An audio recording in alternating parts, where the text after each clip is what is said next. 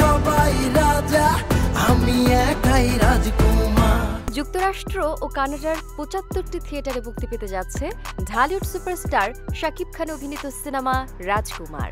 ১৬ April দুপুরে চলচ্চিত্রটির আন্তর্জাতিক পরিবেশক স্বপ্ন স্কয়ার ক্রো প্রথম সপ্তাহের হল লিস্ট প্রকাশ করে গণমাধ্যমকে বিষয়টি নিশ্চিত করেছেন।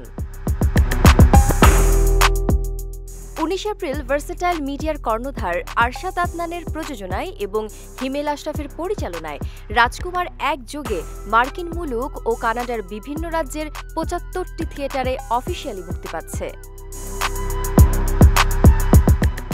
এ প্রসঙ্গে গণমাধ্যমে প্রযোজক আরশাদ আদনান জানান, যুক্তরাষ্ট্র ও কানাডা দিয়ে রাজকুমারের বিশ্বভ্রমণ শুরু হতে যাচ্ছে। একে একে বিশ্বের ৪০টি দেশে মুক্তি দেয়া হবে রাজকুমার। ১৬ এপ্রিল বিষয়টি জানিয়ে নিজের সোশ্যাল হ্যান্ডেলে হল লিস্ট প্রকাশ করেছেন শাকিব। সেই সঙ্গে রাজকুমার দেখার আমন্ত্রণ জানিয়ে অভিনেতা লেখেন, ঈদুল ফিতরে মুক্তির পর সারা দেশের মানুষের ভালোবাসায় ধন্য হয়ে ১৯ এপ্রিল থেকে সুদূর আমেরিকা ও কানাডায় মুক্তি পাচ্ছে রাজকুমার। দেশের পর এবার প্রবাসী সকল বাংলা ভাষাভাষীদের মন জয় করবে রাজকুমার। ভালোবাসা ছড়িয়ে পড়বে পৃথিবী জুড়ে।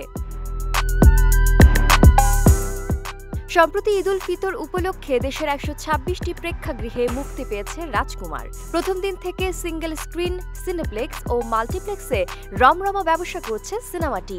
সেই সঙ্গে শাকিবের দুর্দান্ত অভিনয় দেখে মুগ্ধ সব বয়সী দর্শকেরা। একমাত্র ওয়ালটন এসি দিচ্ছে ১ বছরের রিপ্লেসমেন্ট গ্যারান্টি এবং কম্প্রেসারের ১০ বছরের গ্যারান্টি।